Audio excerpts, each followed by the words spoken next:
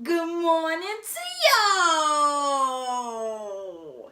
Happy PYTyinna Tuesday to y'all. You are now tuned in to Around-the-Lectual Girl podcast with me, PYTyinna, the Around-the-Lectual Girl. And it's time to get your ass up. What is up, y'all? It feels so good to be back. So sorry I missed y'all last week. It's been a hell of a week. But what is new in the world of y'all, baby? Did I miss much? Did y'all miss me much? I sure in the hell missed y'all. So let's kick this off by introducing y'all to my people. So y'all know every single week I'm going to introduce y'all to one of y'all peers that's out here kicking ass and taking names. So this episode is brought to you by Belle Rouge Photography. Now, Belle Rouge Photography is an affordable, high-quality photography service for the creative professional. So Belle Rouge Photography offers everything photography, y'all. I'm talking headshots, event coverage, anything that you could think of photography related. Most recently, they began doing video packages for bloggers and vloggers. So if you follow me, all of my content, all of my photos, all of my interviews, videos, everything you see that's professionally done is done by Belle Rouge Photography. So if you follow me, you already have a taste of their work.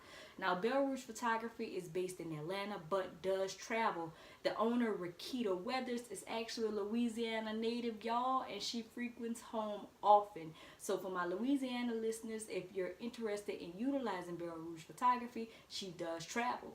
So for our listeners, if you head over to BelleRougePhotography.com, you can use discount code ATL Girl to save 20% off your services, and that's now through March 1st. If you would like to see more of Miss Belle Rouge's photography work, you can follow her on social media at Belle Rouge Photography. Now, y'all know I was out last week, and since I was out, I'm going to double up on shouting my people out this week. So this episode is also brought to you by Twisted Blendz Herbal Wellness. Now, Twisted Blendz offers CBD products such as salves, soaps, and soft gels, y'all. CBD, if you don't know, is short for cannabinoid or cannabidiol. Y'all got to excuse me because that is a new word to me, baby. I just use CBD. But CBD is derived from a cannabis plant. It is safe and a natural way to relieve common health issues such as insomnia, anxiety, pain, inflammation, skin problems, y'all, you name it. I actually tried their soft gel product. If y'all know me, y'all know I have very large breasts. I can't be more candid than that. Along with that comes back pain, y'all, and I actually frequently use pain relievers for this, and I tried Twisted Blendz soft gels, y'all, and I love them. When I tell y'all no pain, and I had the focus of Adderall, you cannot beat that. So for our listeners, if you head over to twistedblendz.com, you can get 15% off using code PUPLOVE, y'all, and that's through March 1st. Definitely hold this very, very near and dear to my heart. Shout out to the owner, Courtney. Courtney decided to make her code reflective of my late and great brother Pup, using that code PUPLOVE, y'all. So use code PUPLOVE to save 15% off of your purchase at twistedblendz.com now through March 1st. They also offer a 15-day money-back guarantee with no questions asked, y'all. And if you want to know more about CBD products, its uses and benefits, you can follow Twisted Blendz Herbal Wellness on social media, y'all.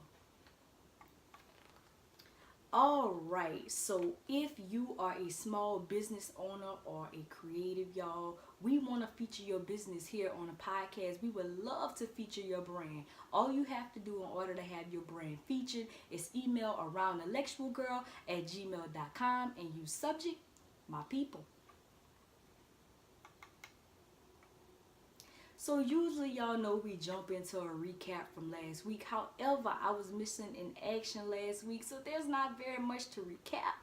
However, thank y'all very, very much for all y'all sincere prayers, all of your thoughts and kind words on the passing of my brother. I really appreciate it, y'all, as I go through this tough time. Definitely keep my mother and my siblings lifted, and we'll continue to do the same for y'all. But Definitely appreciate all that love, y'all. But I'm back. And we not gonna waste no more time. Since we don't have nothing to recap, we gonna jump right into this week's episode, y'all. With everything that's going on in my life right now, I thought it would be a good thing to kind of just, you know, touch on the fact that if it ain't one thing, it's another. I don't know about y'all, but it seems like life is always picking on me for one reason or another. And for the life of me, you know, for the longest, I really just couldn't understand, like, why? Like, what is the point? I'm a good person. You know, I try to do unto others as I would want others to do unto me. You know, I like to think that I'm pretty nice and kind. Why is it that it seems like life is always picking on me? Like I used to hear my mama say all the time, God damn, if it ain't one thing, it's another. And that's become my damn mantra lately. Like, why is life picking on me? But I kind of want to share my thoughts around that, y'all. And I'm convinced that most people lay down and just play dead in life because they feel like this. They feel like if it ain't one thing, it's another, you know. And it seems like, you know, the harder you try to do something, then the more bullshit that comes against you. But I have a little theory about that. I feel like that's true and that's not true at the same time. You know, life gives bullshit to everybody, y'all. Nobody is exempt. I think it's just that some people so deep in their shit that you don't even notice the little bit of other bullshit that life throw on top. You know, I think it just sting and hurt a little bit more when you a good person and you working hard and you trying to do something and then life just throw you a bunch of bullshit. You know, like people that want to work hard and people that want to do better to clean things up, you know, you can see the bullshit life throwing them a little bit better than you can when you're looking at a person that's deep in shit. Like if a person ain't doing nothing, just laying around, not really working toward nothing, if life start to throw a bunch of bullshit their way, you less likely to notice because they already got a bunch of bullshit going on around them. But when a person work really hard to clean things up, you see those little dirt stains that life be throwing on them. You know, it's kind of like when your mama clean up the whole house and you move one thing out of place, she automatically gonna notice that one thing. But if shit already tore up, it's kind of hard to notice one thing being out of its place. You know what I'm saying? But I think in order to kind of combat that theory, you know, that it's always going to be something. Yeah, you're right. It is always going to be something. So how do you prepare for that? So I thought I'd share with y'all what I do when things get hard as hell. Like, how do I keep pushing when life keep throwing me bullshit? So the number one thing I would say, y'all, I try to always be optimistic versus pessimistic. You know, it takes the same amount of energy to look at a situation in a positive light as it does to look at a situation in a negative light. You know what I'm saying? And to look at it positive is actually a lot more effective. It's not nearly as stressful at all, period. And then you actually have the brain power to try to fix the issue versus sitting there whining, kicking and screaming and being pissed off about what it is that's going on. You know, you really have to take your feelings out the situation. You're never going to be able to solve anything with a cloudy head, you know, being upset, complaining, being pissed off. All that's great. Get your feelings out. Do your thing. But don't sit there and waddle in that. Because complaining and whining about it is not going to fix it. You know, you really have to get to a point to where you expect things to be messed up. And then you have to figure out a way to fix those things. Don't spend as much time crying about it as you do trying to come up with a solution. You know, whining should never outweigh trying to figure out what you're going to do about the shit that's messed up. You know what I'm saying? Another thing, I think, y'all, when you're dealing with life being hard and trying to really push past all the bullshit, you have to be willing to go all the way. Like, you can't be half stepping in this at all, period. Like, if you're not willing to go balls to the wall, then don't even try it. Because I can tell you this much. For every positive you throw out, life is going to smack that shit and come back with something else. And it's going to keep coming harder and harder. But you have to be willing to go all the way. Because life gonna be willing to push you as far as you possibly can go, but you have to be willing to go even further.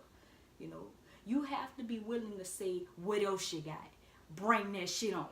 You know what I'm saying? Like, you can't just jump over one hurdle and think, oh, okay, I jumped over this one hurdle, now life gonna stop messing with me because I fought back. No. Negative, absolutely not. I found the harder I fought in life against things, the more things that actually came my way. But I also realized that if I decided to quit just because life ain't stopped throwing me bullshit after I jumped over the first hurdle, my effort was in vain, period.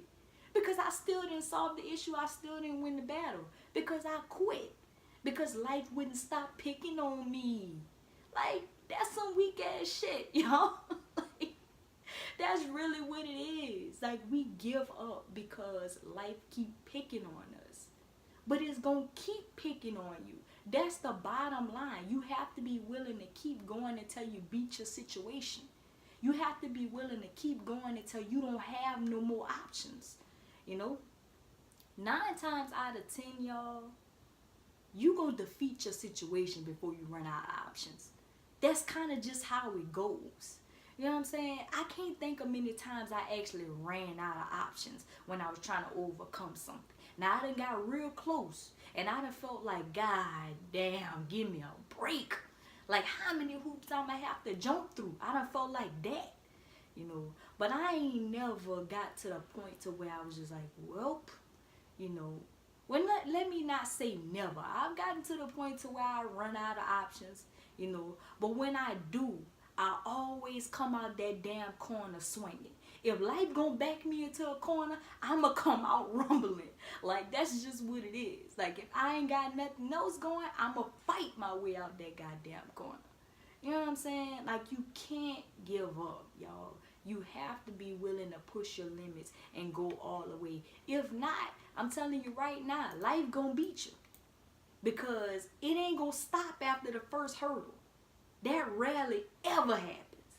Actually, it just be getting warmed up when you jump over that first hurdle. So you have to be willing to really kick it in overdrive and go all the way if you really want something out here, you know? Another thing that, you know, I always go back to whenever life start really kicking my ass is, what is the alternative? If you don't get your ass up and fight this battle, what's the alternative? What's gonna happen?